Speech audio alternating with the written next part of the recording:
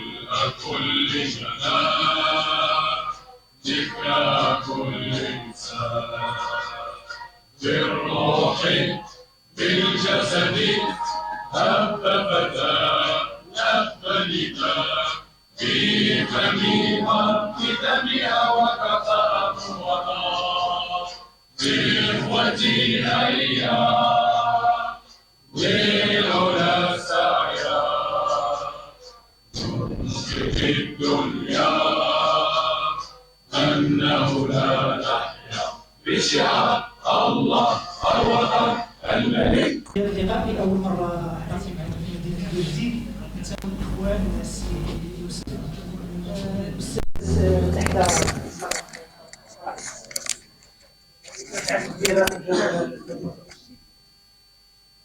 مرحبا بكم عندنا. هو اللقاء يكون خير أول مرة. أشكركم جزيل الشكر الصفاقيات من جميع الصفاقيات الرئيس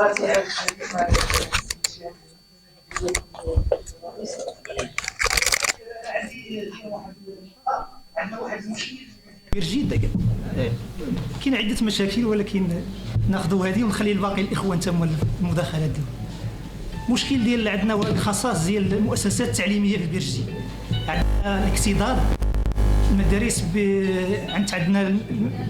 عندنا الجامعات المجاوره كلها كتصب المدارس ديال بيرجيد، وعندنا واحد الاكتظاظ.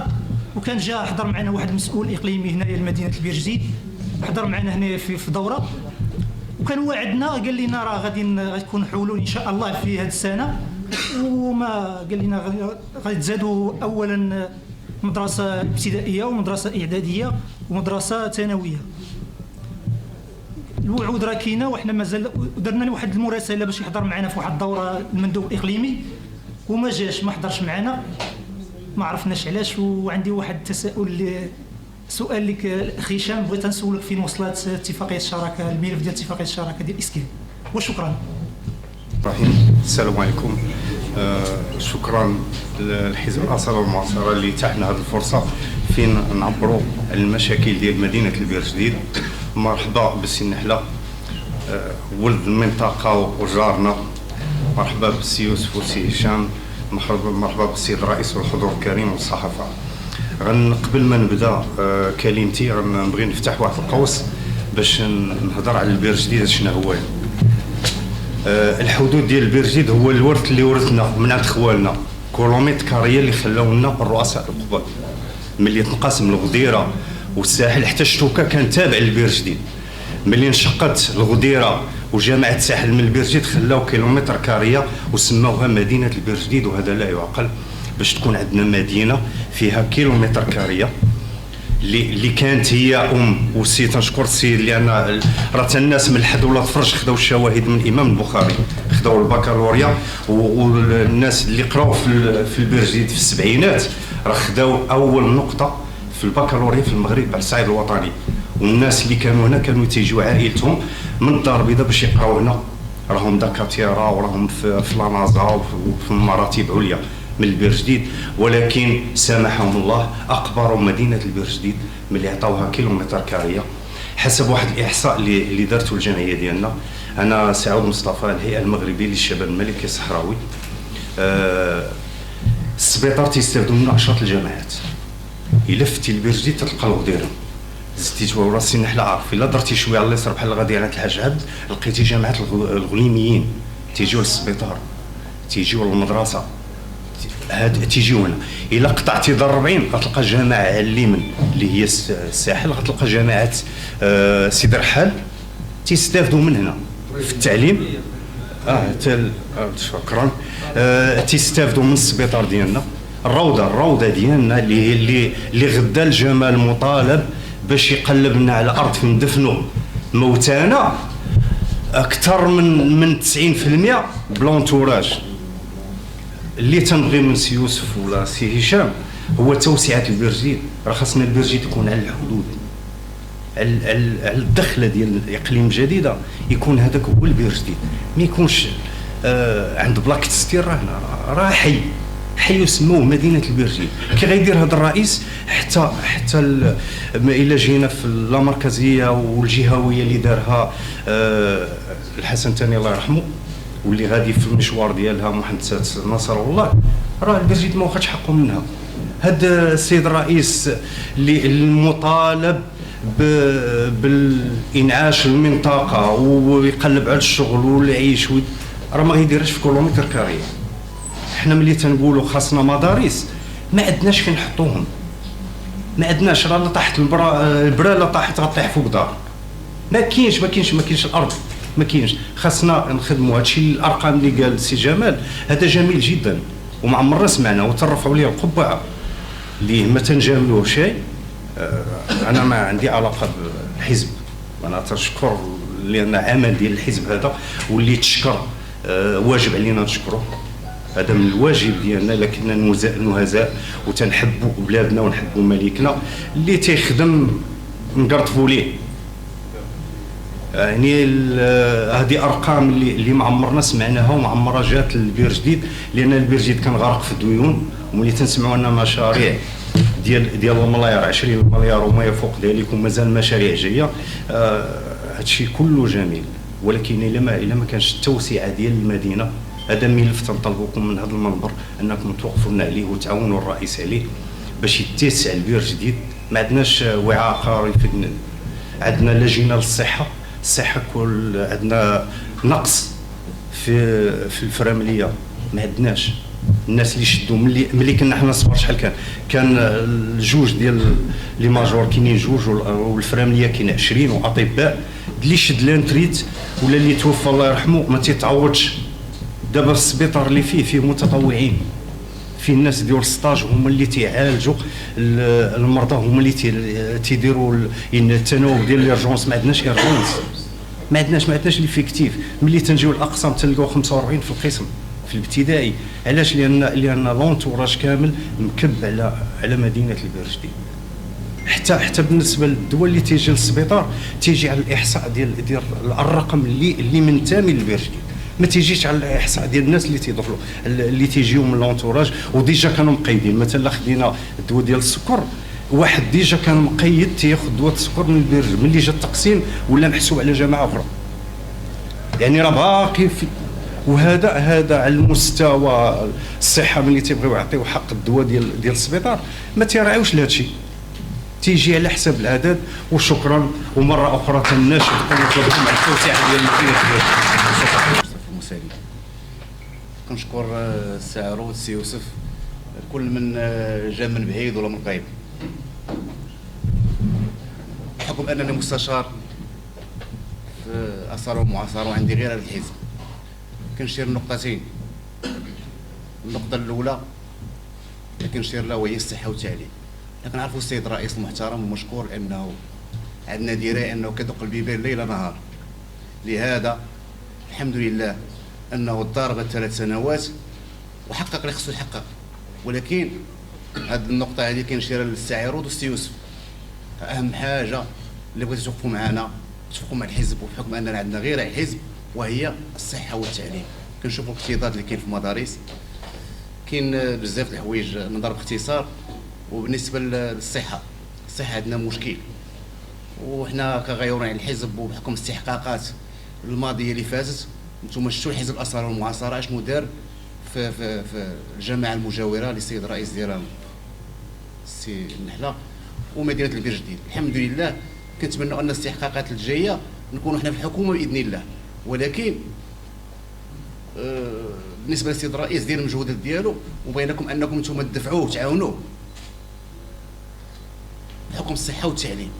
الحمد لله كاين طرقات، الرئيس كيناقش معنا ليل نهار، ولكن اهم حاجه واللي غادي نركز عليها وباش الانتخابات الجايه ان شاء الله يكون هاد الجهه ديال بحكم الشتوكه والبير جديد، لان السبيطار غير مستوصف كيضم 3 الجماعات. الحمد لله نتمنوا ان الاستحقاقات الجايه نكونوا مرتاحين، ما نخدموش ونخدموا حنا نوصل لكم بهذا المفهوم، ما نخدموش نخدموا مزيرين. راه عندنا مشكل في الصحه وفي التعليم. وشكرا. وبركاته. عمر عمراني، رئيس جمعيه البير جديد لامراض السكري. اذا شكرا على اعطائنا هذه الفرصه لنتحدث عن الجانب الصحي في مدينه البير جديد. اذا نحن نمارس انشطتنا في المركز الصحي، وهذا دليل على اننا ندعم الصحه داخل المدينه. ونشكر جزيل الشكر المجلس الجماعي الذي خصص في دوره اكتوبر واحد المنحه دعم واتفاقيه دعم للجمعيه لدعم انشطتها. ونحن في اطار شهر نوفمبر، شهر التوعيه بالامراض المزمنه كافه، قمنا بحملات للتوعيه، ونتمنى ان يكون هناك عندنا واحد المقر نؤدي فيه مهام تؤدي الجمعيه فيه مهامنا. ونحن عند وعد، والحمد لله دائما وعد الكريم وعد الحر. اذا بالنسبه للمجال الصحي، المجال الصحي في مدينه البير جديد يعاني كثيرا. هناك نقص كبير في الاطر التمريضيه والتخصصات، ونحن من هذا المنبر نطلب من السيد الرئيس جماعه البير جديد والسيد رئيس جماعه الغديره أن يكثفوا جهودهم لإحياء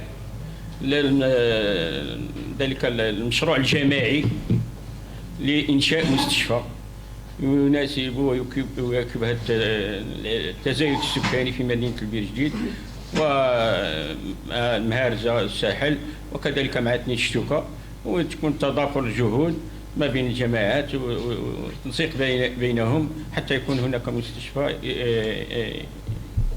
يلبي متطلبات الصحة في البير جديد، وكما قلتم الكرامة كذلك في الصحة والتعليم. إذا هذا. ثم ثانيا هناك واحد الجانب الذي تعاني منه كذلك مدينة البير جديد، هو مسائل الترفيهية والتنموية بالنسبة للشباب والأطفال، ملاعب القرب، أندية التثقيف وغير ذلك من الأشياء. إذا جزيل الشكر لكم على هذه البشرات الخير التي بشرتمونا بها، ونشد على عضدكم، والله ولي أعمالكم، وشكرا عليكم. كنرحبوا بالإخوان. معكم فؤاد فهم، الكاتب المحلي الاتحاد العام للتجار المهنيه البير جديد، فرع البير جديد. كنشكركم ومرحبا بكم عندنا البير جديد. بالنسبه لنا حنا كتجار كتعرفوا بانه التاجر الهامش الربح ديالو كيرتبط بالرواج ديال المدينه. واليوم كما قال الاخ سعود، مدينه البير جديد محدوده، كاين لا حي صناعي لا والو. حنا الامل عندنا كيرتبط في الرياضه، الملاعب ديال الرياضه، المسبح البلدي اللي هو دابا راه مسدود. حتى هاد الالعاب ديال الرياضه كيجيبوا عندنا فروق، يجيبوا عندنا اللي غيخلق واحد الرواج. يجوا الزوار اللي غادي يجوا يلعبوا. كان في التيليس اللي كان الملعب كان محلول، كان كيجوا الناس من جديده وكيتخلق واحد الرواج. عند مول القهوه، عند مول الحانوت. واليوم كنشوفوا الملعب التنس مسدود، كنشوفوا ديك المسبح البلدي اللي كنتمناو باش ديروا يدكم مع يد الرئيس وخرج حتى هو للوجود. وكنشكركم على المجهودات اللي كتلبوها السيد الرئيس، وتا هو كنشكروا المجلس الجماعي ان شاء الله على المجهودات اللي كيدير والاتفاقيات اللي خرجت للوجود. وبالنسبه للاتفاقيات الاخرى اللي ان شاء الله حتى هي كنطمحوا فيها ان شاء الله، وكنتمناوكم تكونوا يد مع بعضياتكم وتخرج هذا الشيء الوجد. والسلام عليكم. ارحبوا بالضيوف الكرام. ندير واحد 3 نقاط بشكل سريع. اولا معاتبه وعاتبوا السيد الرئيس السيد جمال عتابا اخويا على تاخر في عقد هذا اللقاء التواصلي الذي كان من شأنه ان يبدد مجموعه من الغيوم التي للاسف الشديد خيمت على مدينه البيرجديد. النقطه الثانيه كنقول انه لا يوجد رئيس جماعي او لا يوجد يعني نقولوا او برلماني او كذا يمكنه ان يلبي جميع حاجيات الساكنه لاعتبارين اساسيين. الاعتبار الاول ما الحمد لله اصبحنا نعيشه من حريات والانفتاح الذي اصبح يفرض او الذي جعل المواطن يطالب بمجموعه من الحقوق. تلك الحقوق ان اردنا تطبيقها لا بد لنا من امكانيات. فهل رئيس جماعه او ب يتوفر على تلك الامكانيات؟ من هنا كنقول انه ربما ان اللي كنقول انه اعادي ان اللقاءات بحال هكا ان هي اللي كتمدد هذا الغيوم بحال هذا الشكل. النقطه الثالثه وهي المتعلقه بالتعليم لانه اثيرت وانطلاقا من عضويتي داخل المكتب الاقليمي للفيدراليه الوطنيه لجمعيه اباء وامهات تلاميذ فرع جديده. لدي ملتمس ونداء للاخوين اخ هشام واخ يوسف لحل حالة المشكل الاكتظاظ بمدينة البيرجديد. لا بد من تضافر جهود رؤساء الجهة على اعتبار أن مشكل البيرجديد مشكل الاكتظاظ ليس نتاج الساكنة البيرجديد بل هو نتاج ما تعطيه الجماعات الأخرى المجاورة للبيرجديد. فبالتالي باش نحلوا الاكتظاظ باش نحلوا المشكل خصنا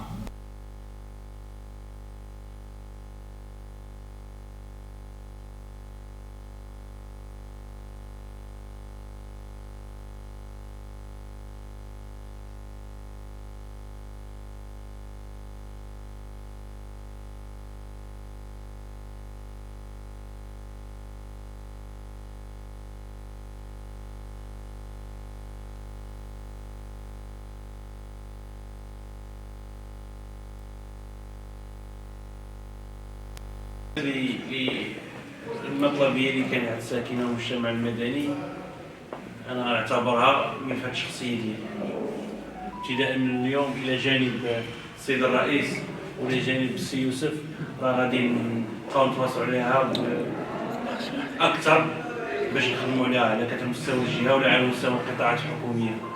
الملف ديال توسيع المجال الحضري راه ماشي من اختصاصات ديال وزارة الإسكان، ولكن هذا لا يعني اننا ما غاديش نتبناو هذا الملف وحنا راه الاشاره.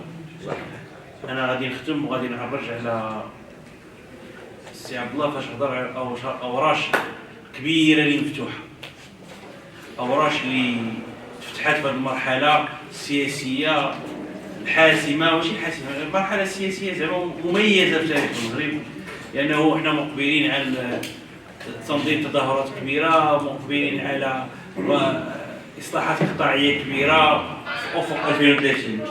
هذه الاصلاحات كلها